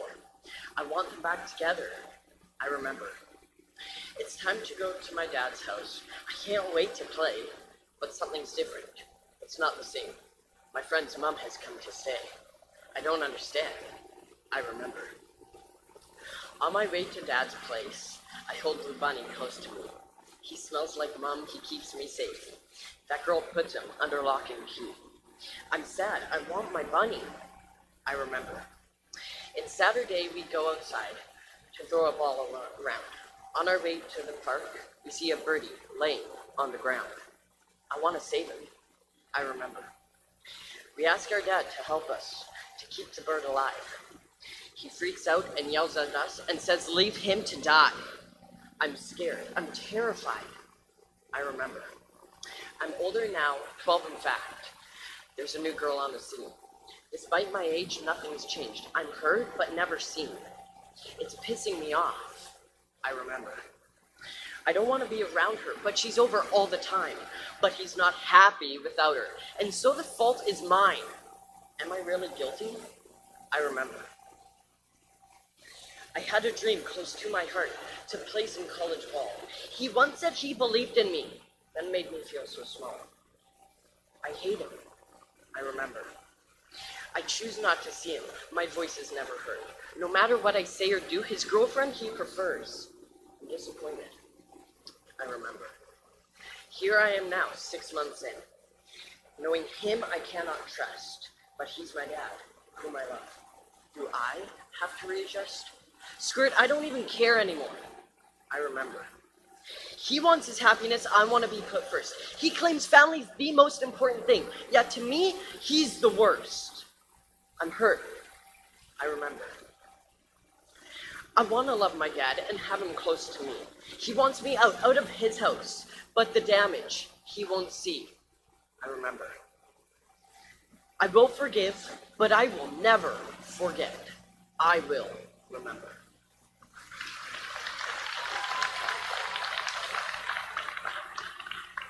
Thank you, Jamie.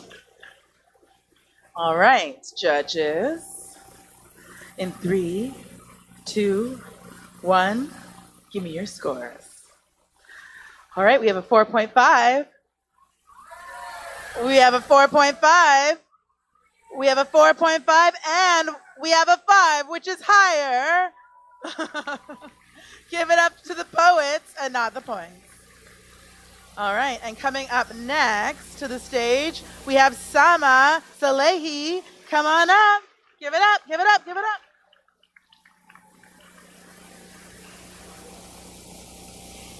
In chemistry, salt is a compound made up of two ions, an ion with a positive charge and another with a negative. In chemistry, salt is insoluble, meaning it has the ability of dissolving. Sometimes it's easier to view the people we love as salt. The day I realized that the people around me are like salt is the day my cousin died. The day my cousin died, my family rushed to the hospital. At the hospital, claustrophobia was the first feeling I felt. I still don't know if this was because of the amount of people rushing back and forth, or the feeling of guilt that was making it hard for me to breathe. The guilt being my last words to him, ones I wish I could take back. I rushed back outside. I saw my cousin's girlfriend crying on the curb. She told me how he was the love of her life. I told her I was confused and just wanted to scream every confusion out. She told me to do it. I regret not listening to her. The day I realized the ones around me will one day dissolve as if they are salt, I decided to appreciate a time and a place.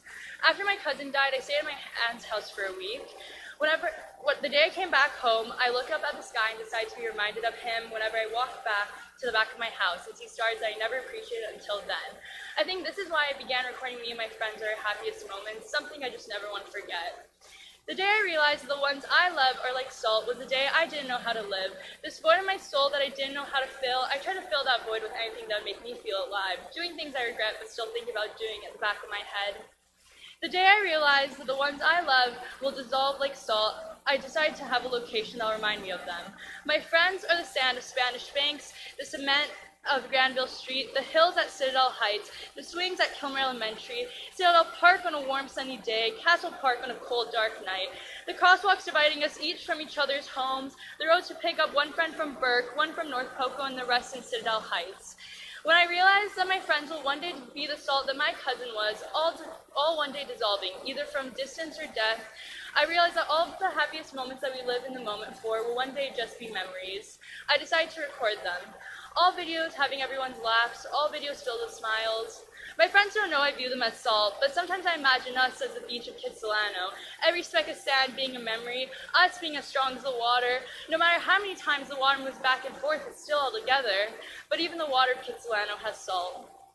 When I realized my friends will one day dissolve out of my life like how salt does to water, I tried to fill this void, no longer with things I'll regret, but our smiles, our laughs, our texts, and our unconditional love for each other, none of these involving salt, making me believe, although we will not stay alive forever, the void in my soul will be filled, and we can pretend that this will last forever.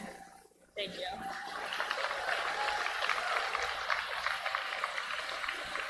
Yeah, keep your hands moving for Sama while we get our judges. Yes, I love it. The hands keep moving. The clapping is happening. Judges, give me your scores in 3, 2, 1. Put them up. All right. We have a 4. We have a 4.5. We have a 4.5. And we have another 4.5. Give it up for the poets. And never the point. All right. We have come almost to the end. We have one more poet for you right now. And you are going to give them all the same love that we gave our first poet. So put your hands together for Andreas Torres.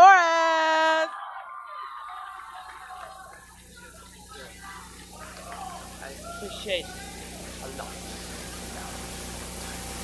Settle down, please. The old world is almost gone, as the horrid new one replaces it. The legacy and the glory of Victoria is almost gone. Crowns have been melted to create iron curtains, and the beauty of old has been antagonized by the new. The glory of old seen by all who live. Although the red scourge has been defeated, they still survive. Like worms after a fire, wallowing in the dirt, picking the leftovers and infecting moreover, spreading their lies and empty promises throughout the world and the youth of today. The new world has turned just as the ones before it, full of its horrors. The spring of the 48 still is felt in the air. Communities disguise themselves as the good doers, when in reality they are no better than those who came before. The youth decays in its new ways and trends, becoming slaves of each other, an empty vessel sailing adrift in the systems of the world, fooling themselves by thinking that they are going somewhere better in the current trajectory. At the same time, they bring back a concept which they sought to destroy, but one that they brought back from the pit, becoming what they say they were fighting, They try to make the world colorful, but they just make it ever darker, ever paler and grayer. The world is just a carcass of the old giants, eaten by the new generations who feed on the old ones. And so in this poorly and unfairly divided world of ours we live.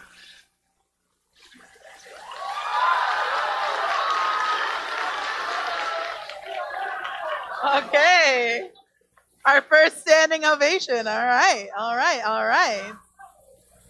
Judges, what are you going to give to that poet? In 3, 2, 1. Give me your scores.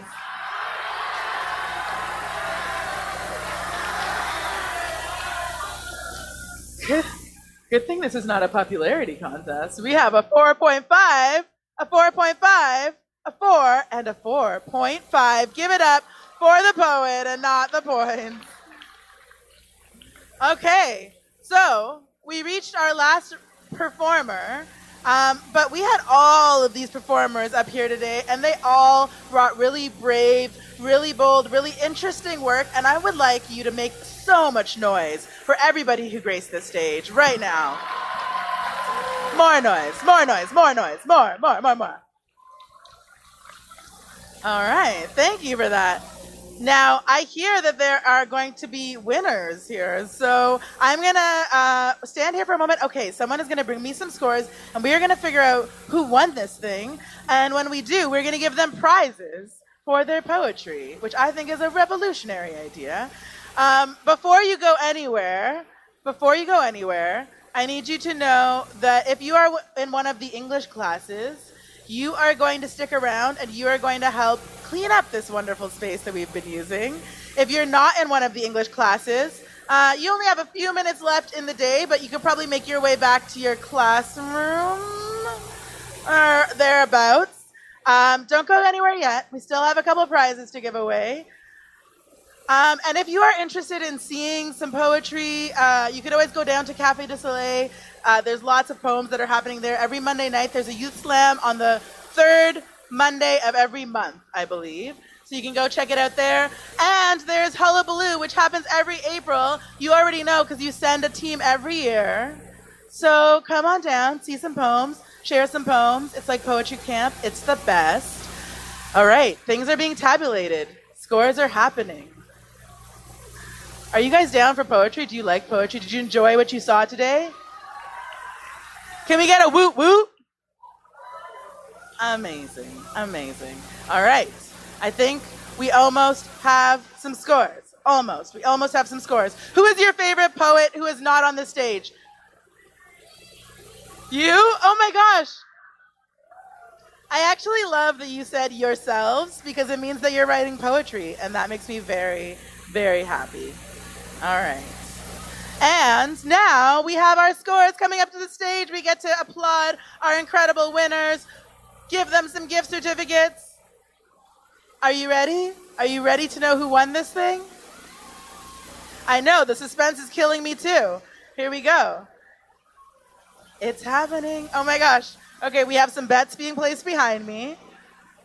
It is. Thank you. Thank you so much. All right. All right. So, thank you. Our wonderful readers and performers and poets are going to be winning gift cards from Indigo, where they can go and buy more books or notebooks to write their poems in. I know, it's terribly exciting. Here we go. In grade 11, coming in second, please give it up for Jaden. Okay. In grade 11, coming in first, please give it up for Evelina.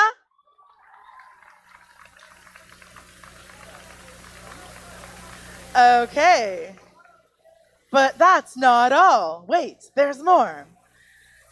Yeah, there sure is. Coming in second from grade 12, please give it up for Sama. Thank you. And coming in first in grade 12, please give it up for Alyssa. Come on. Okay. And that is the end of our show. I have been your host, Jillian Chris.